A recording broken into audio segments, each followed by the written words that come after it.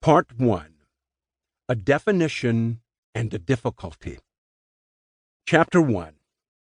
What is Divine Providence? The reason this book is about the providence of God rather than the sovereignty of God is that the term sovereignty does not contain the idea of purposeful action, but the term providence does.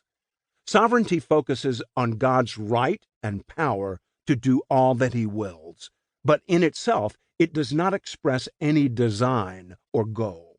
Of course, God's sovereignty is purposeful. It does have design. It does pursue a goal.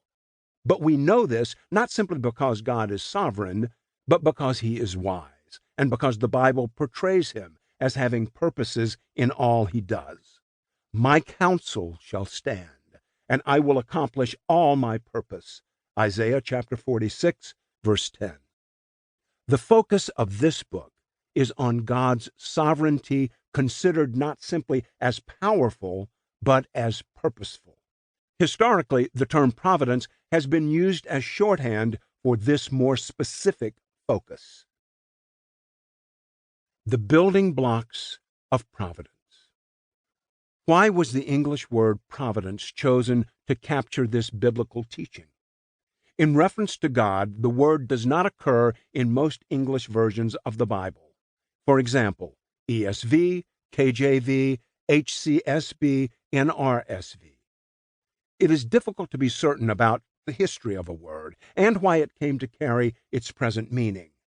But here is a suggestion. The word providence is built from the word provide, which has two parts, pro, Latin forward, on behalf of, and vide, Latin to see. So you might think that the word provide would mean to see forward or to foresee, but it doesn't. It means to supply what is needed, to give sustenance or support.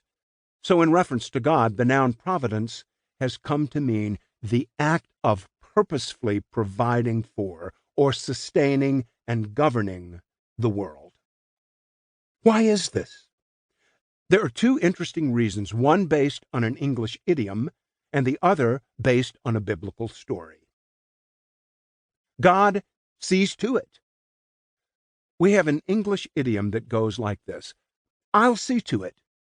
Like all idioms, it means more than the words taken individually seem to signify.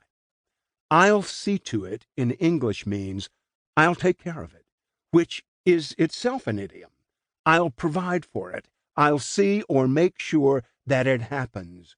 So it could be that putting the Latin vide, see, together with the Latin pro, to, toward, produced see to, and came to mean more than foresee, but to mean see to it in the sense of take care of it, or see that it happens. That would be what we mean by God's providence. He sees to it that things happen in a certain way. Providence on Mount Moriah. Then, even more interestingly, there is the biblical story of Abraham's offering of his son Isaac. Before they went up Mount Moriah, Isaac said to his father, "Where is the lamb for a burnt offering?" Genesis chapter 22, verse 7. Abraham answered, "God will provide for Himself the lamb for a burnt offering, my son." Chapter 22, verse 8. And when God had shown Abraham a ram caught in the thorns, Abraham called the name of that place, "The Lord will provide." Chapter 22, verse 14. What is striking is that whenever the word provide occurs in Genesis chapter 22, the Hebrew word is simply to see. Very simply, Abraham says to Isaac, God will see for Himself the lamb.